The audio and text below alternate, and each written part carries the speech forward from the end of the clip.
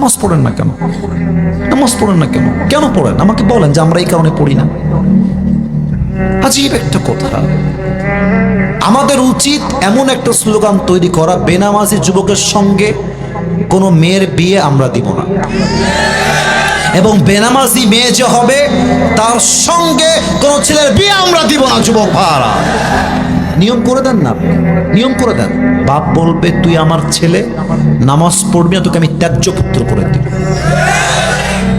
আপনি ছেলে, আপনি নিজে কামাই, আমি নিজে কামাই করি, বহু বছর যাবত আমি নিজের খরচ নিজে, আমার সংসার আমি চালাই, সব টাকা আমি কামাই। অহংকার না, আমি আমার বাপের ছেলে, আমি মরদের বাচ্চা। আমি বাপকে বলবো বাপ্পা তুমি যদি নামাজ না পড়ো তোমাকে আমি বাপ বলে আর পরিচয় দিব না।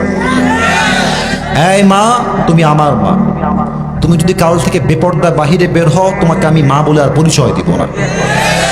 এই বউ তুই আমার বউ, তুই আমার বাড়িতে থাকিস, তোর খাওয়ার পড়া কাপড় চোপড় পোশাক আশাক আই প্রোভাইড এভরিথিং, আমি সব তোকে দেই। তুই নামাজ পড়বি না, তুই বোরকা পড়বি না, তুই পর্দা করবি না, তোকে ভালো করে বোঝাবো, বুঝো জান, বোঝার চেষ্টা করো, বুঝবা না তোকে তালাক দিয়ে রেখে দেবো। আমার কথা একটা, আমার আত্মীয় হোক, আমার রক্তের হোক, আমার বন্ধু হোক, আমার বউ হোক, আমার বাপ হোক, আমার মা হোক, নামাজ যে পড়বে না তার কোনো জায়গা আমার জীবনে হবে না। নামাজ নামাজ নামাজ। আপনারা সবাই মিজানুর রহমান আজহারী হুজুরের নাম তো শুনলেন আজকে, নাকি চেনেন তো সবাই নাকি?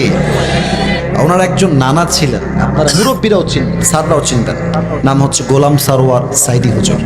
তোমরা দেখবা ইউটিউবে, দেখেছো সবাই, কেউ দেখা বাদ নাই। উনি একটা কথা প্রায় বলতেন, নামাজ নাই যার ঈমান নাই তার। নামাজ নাই যার মুসলমান হিসেবে পরিচয় দেওয়ার কোন অধিকার তার নাই। যুবক ভাড়া ঠিক কিনা বলো? বেনামাজির রুহ যখন কবজ হয়ে যাবে, বাস নিথর লাশ দুনিয়ায় পড়ে থাকবে। বেনামাজি মুরব্বীর সামনে যখন মালাকুল মওত আসবে, বেনামাজি যুবকের সামনে যখন মালাকুল মওত আসবে, হাদিসে আসে তার দেহের রং হবে নীল, পুরোটাই নীলাভ বর্ণের চেহারা হবে, আর চোখটা হবে লাল টকটকে চোখ।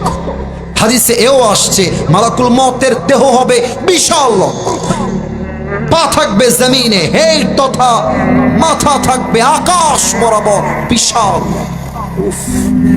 তার দেহের কালো পোশাক এতটা ভয়ঙ্কর হবে, হাদিসে আসছে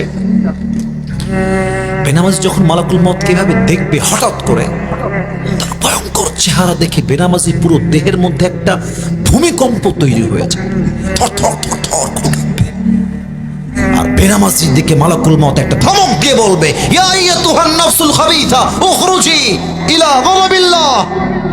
এই বেনামাজি বান্দা বের হয়ে আয়, আল্লাহর জাহান্নামের দিকে বের হয়ে আয়, আল্লাহর রাগের দিকে বের হয়ে আয়। ধমক বেনামাজির রূহটা পেছন থেকে এই বুক থেকে ছিঁড়ে বের হয়ে আসবে। একবার ডান দিকে দৌড় দিবে,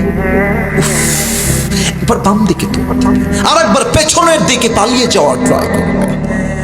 মালাকুল মওত যখন দেখবে বেনামাজির রূহটা ডান দিক বাম দিক পালিয়ে যাওয়ার ট্রাই করছে, আমার বাম হাত সবাই দেখবেন এক নজরে।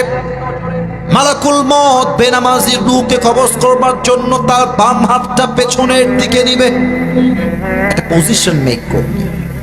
আফটার মেকিং দ্য পজিশন, পেছন থেকে নিয়ে একটা আঘাত করবে বেনামাজির রূহের দিকে। রূহটাকে যখন বুক থেকে ছিঁড়ে বের করবে, আল্লাহর হাবিব বলেছেন একটা জীবিত ছাগলকে যাবেহ না করে